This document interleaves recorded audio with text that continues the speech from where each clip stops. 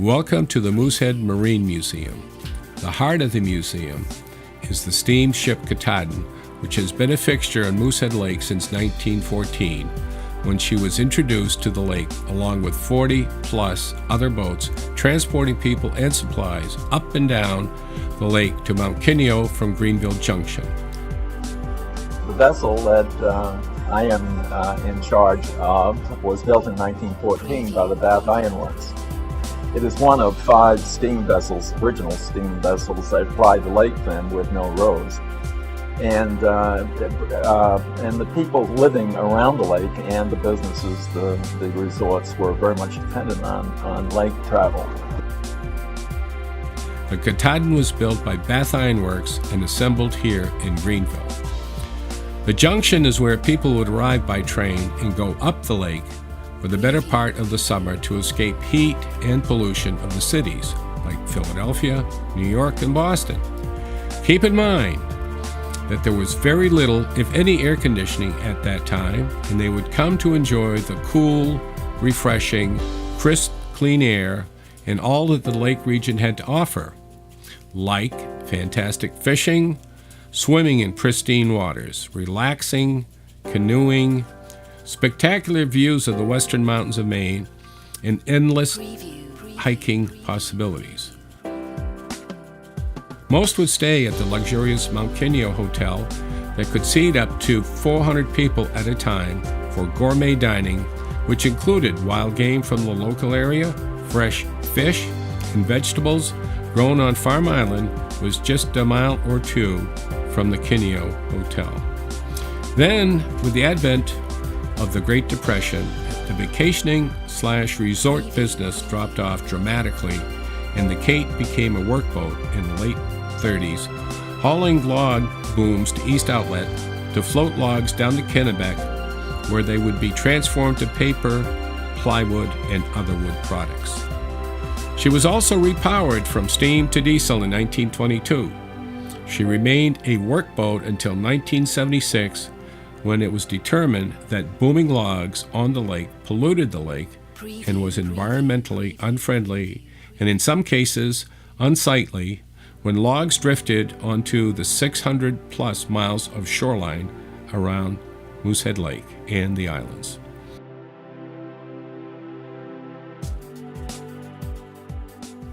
Originally, wood that went through the sluice at East Outlet were log length, but as more dams were introduced to the Kennebec River, logs eventually had to be cut up to 4-foot lengths before going through the sluice. They would actually run 500 cord of wood through the sluice in a 20-hour period. That's a lot of wood. The trough of the sluiceway was 160 feet long, and then the logs would fall another 400 feet into the Kennebec River, 20 hours per day. At the time of log booming, workers would live in logging camps 3 to 6 months in winter and spring. In 1954, it is estimated that a record 300,000 cord of wood was run down the Kennebec River.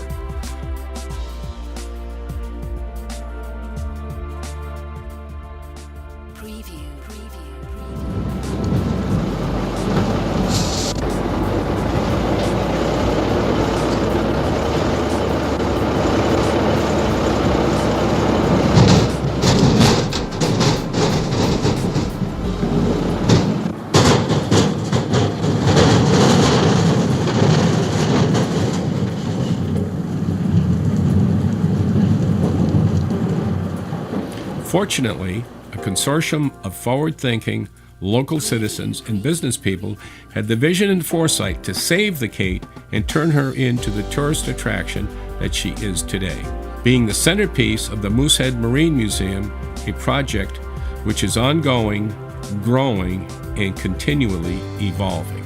In 2011, the Kate boarded almost 7,300 passengers from late June to early October. These lake cruisers came from 44 states, 18 countries from around the world, coming from as far away as Fiji, the Marshall Islands, and Nigeria. 55% of the ridership comes from Maine.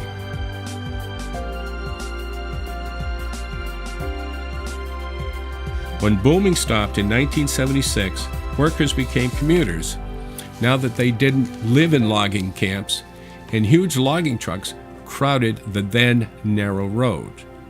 Keep in mind that this was all happening during the 1970s energy crisis, when diesel prices jumped from 79 cents a gallon to an estimated $2.35 a gallon adjusted for inflation.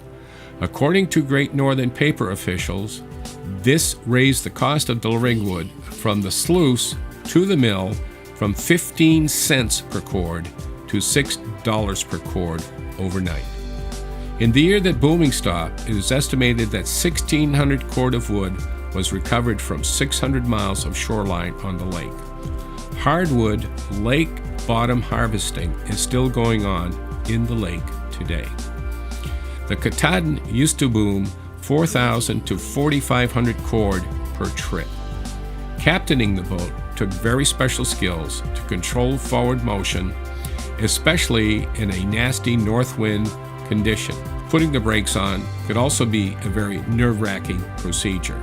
Today, as you can see, the Kate performs a very different but also very special role, transporting people up and down the lake to view all of the region's spectacular and natural beauty, also helping individuals, groups celebrate everything from corporate retreats, weddings, fundraisers for various nonprofit organizations, Girl Scout and Boy Scout outings, rock and roll cruises, and affording people with special needs access to nature's natural splendor without having to navigate over difficult terrain. In the fall of 2010, the Kate started taking on about 700 gallons of water per day. This video shows a short clip of divers inspecting her 110-foot bottom for leaks and other potential damage or wear. After a 2.5-hour search, several holes were found, and divers put a temporary epoxy-like fix that should get her through this sailing season. As can be seen on the video, divers also found several other rust spots that have started after 17 years of submersion to the elements since their last repair in 1994.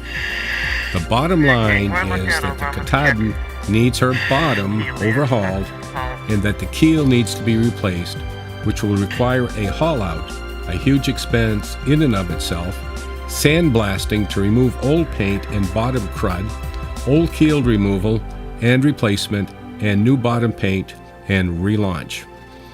Were she plying the coastal waters, haul-out and relaunch would be a non-issue, as Maine has several well-qualified and equipped boat yards that could easily pull this boat out of the water. But there are no boat yards or shipyards on Moosehead Lake capable of lifting a 110-foot vessel with 28 feet of beam weighing 220 tons. As you can see from this video taken in 1994, when the Kate's bottom was last repaired, this is a very substantial undertaking. The bottom at that time had to be replated with 5/4-inch steel. Both BIW and Chenbro Corporation contracted to do the work. They also used local craftsmen and technicians to work along with their workforce to complete the job. In 2012, we planned to dry dock the ship on a series of connected, specially designed barges, several of which are in the center, are designed to be lowered into the lake, at which time the Katahdin can be maneuvered into the middle of said barges. The lock doors will be closed and the water pumped out in the center of the barges, leaving the Kate high and dry. Cost estimates for this job run between $450,000 and $500,000. So far, we have been able to raise $200,000 for her bottom repair. That leaves about $300,000 that needs to be raised before fall.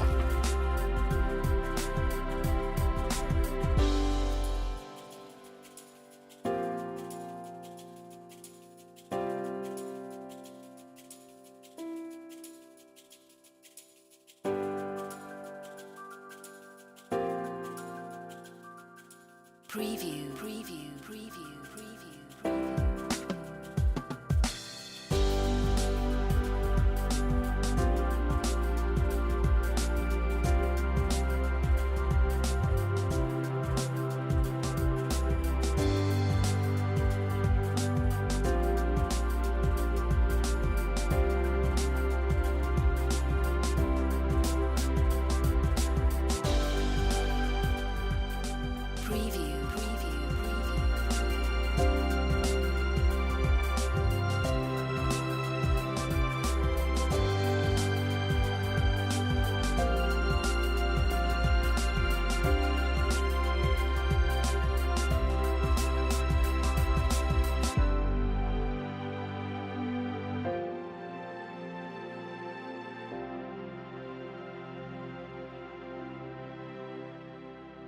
Preview, preview, preview, preview, preview.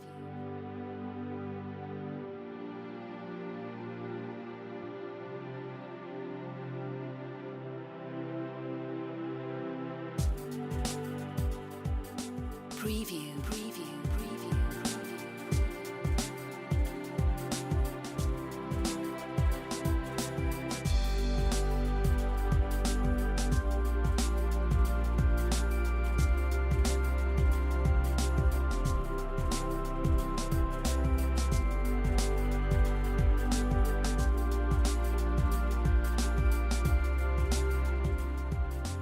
Preview, preview, preview,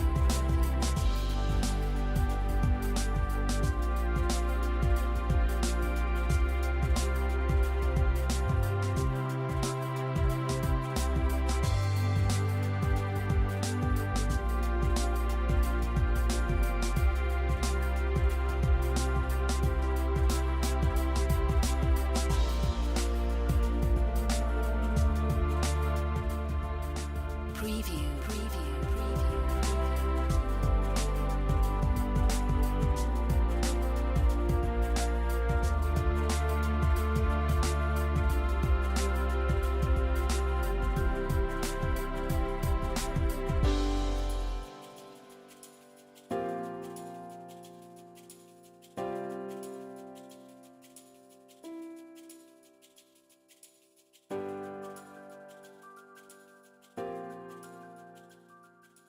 preview, preview.